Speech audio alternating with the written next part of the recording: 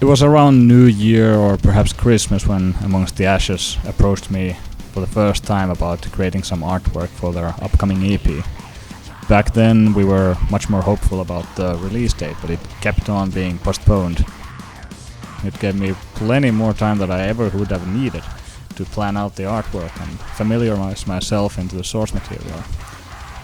I was given a snippet of the intro song for the album, sort of to get a feeling about what the atmosphere was going to be like, and that paired with the messaging of the band and the aggressive music that the thrash metal parts embody, it was sort of a no-brainer to go with red colors. It has a really sort of chaotic and sort of a carnage-like feeling to it.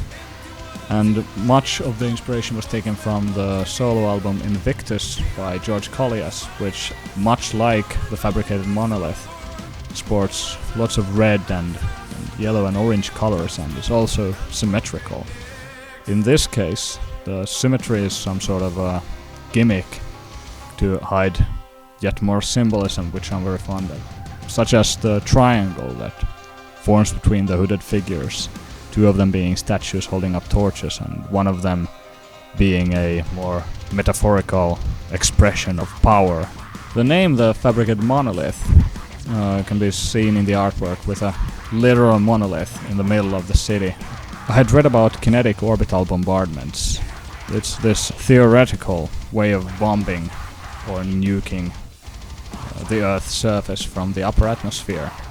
It sort of manifested itself into this picture through the spear that the hooded figure in the middle is holding.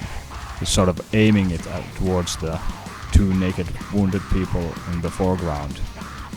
To create the artwork, I mostly used watercolors on paper, and you can see the grain of the paper in the finalized work, as well as some digital manipulation.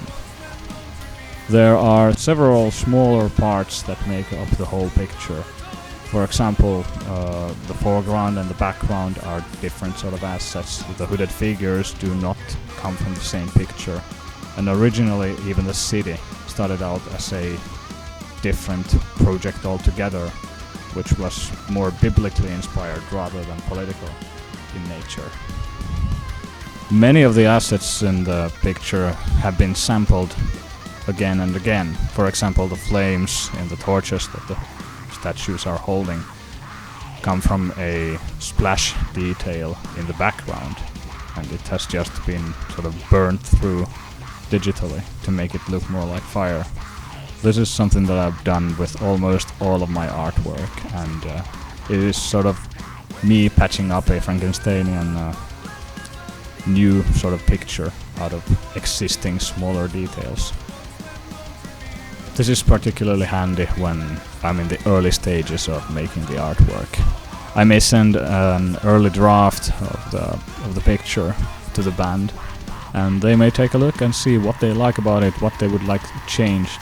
And then, since it's just a matter of moving around objects in Photoshop or other editing programs, it becomes a matter of positioning and rearranging the composition and perhaps color correction.